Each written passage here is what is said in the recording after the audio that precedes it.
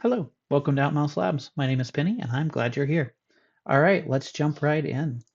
Today I am going to be looking at Pixel Falls. This is our second video in the Pixel Falls series.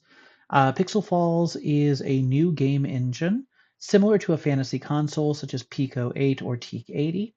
It has a lot less limitations, however, and a lot of cool features that those engines just don't have. It is currently in sort of a pre-alpha state.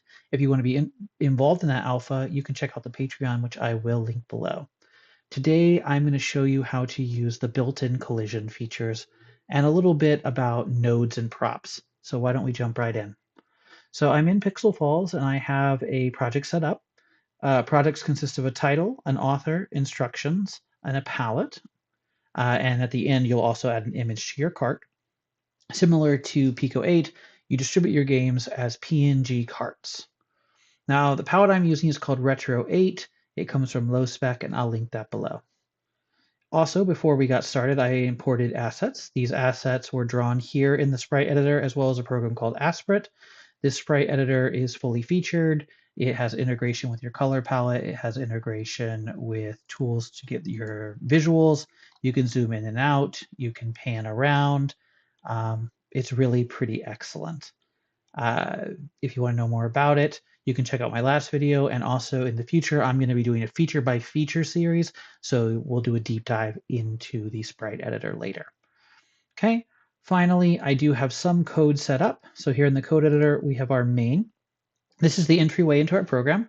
Currently, it just creates a global score variable, does nothing on the update, and has a draw that clears the screen, draws the map to the screen, and then draws the text of the score at the top.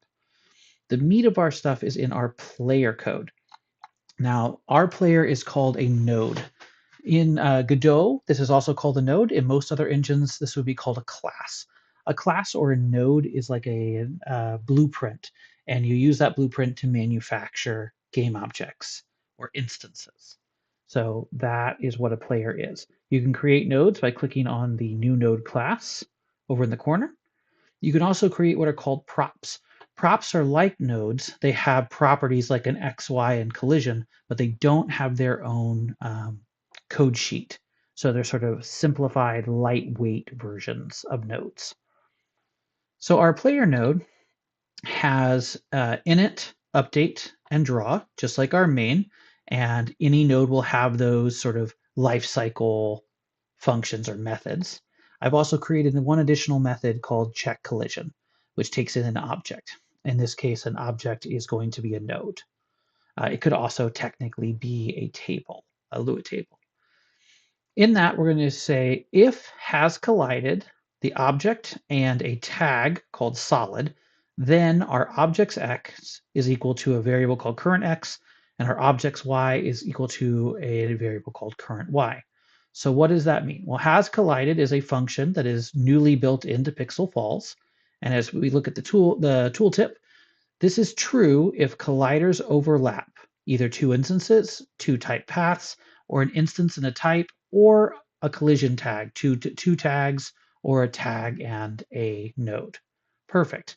So what does that mean? It means if an object and something with a solid tag collide, it returns true. This part here, if we go down to our update, we see current x and current y are set to self.x and self.y before any movement occurs.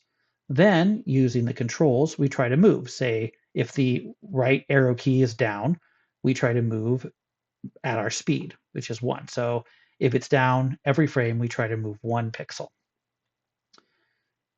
After we move, we check the collision, which fires this function. If it returns true, then it's going to reset our position from when we started to move to the original position we were at before we moved. This happens so fast that you just appear to stop. This is a basic way to do collision. Okay? We do this for all of our directions, and that's going to give us our collision. So how do we set that up? Because this is pretty lightweight. There's not a ton of code here. Well, the first thing is we have to create our nodes and set their properties. So I have our player node, which this is the code for it. If we hover over, we can set the sprite. The sprite in this case is these two, which you do by holding and dragging. And that sets the sprite. If you only wanted one, you could click and just say, do that, and then it's just this. But we do need two for ours to make sense. All right, and then we go to Edit Settings. We check the origin. The origin currently is 0, 0. It's this little blue dot. That is the top left-hand corner. Just as a reminder, in computer programs, generally going to the right is positive and going down is positive. So this would be 0, 0. Going up is negative and going left is negative. This is different than the Cartesian grid pattern you learned in math. So just so you know, top left corner 0, 0, right and down being positive. We are going to enable collisions. When we enable collisions, we're also going to enable collision callbacks. Callbacks allow that has collided to work. It doesn't have a collision tag, which is okay, and we're going to add a collider. We're going to set the collider to be kind of at the feet of our character. So we're going to go 1 over, we're going to go way down, and then we're going to come back our width and height to be just that box there. So now our collider is all set up. Done.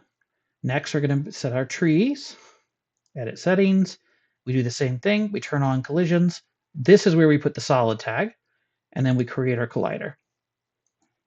Finally, the rock, we did the same thing.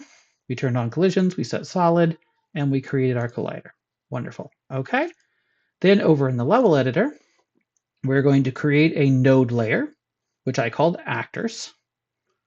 And you're going to set your actors. So you can literally just brush them on. If we wanted another player, we could put them there.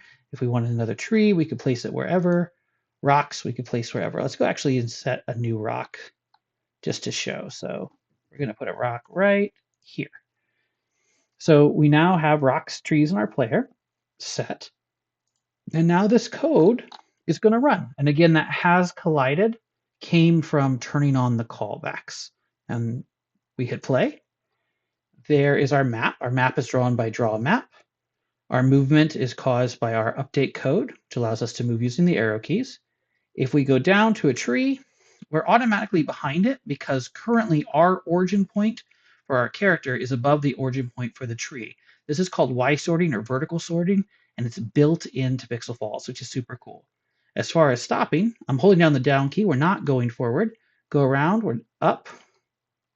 Because when the minute those collision boxes connect, that becomes true, and we're being reset to the spot we were at before we started moving over and over again so fast you cannot see it. And there you have it. Collision right out of the box in PIXELFALLS. Pretty cool, huh? Okay. Gonna go back to that code. Just go down slowly so you can see it if you want to copy it. If you are part of the alpha, I'm also going to be posting this cart. Okay, there you go. I hope this is helpful. Happy game making, and I hope you're checking out PIXELFALLS. Take care for now.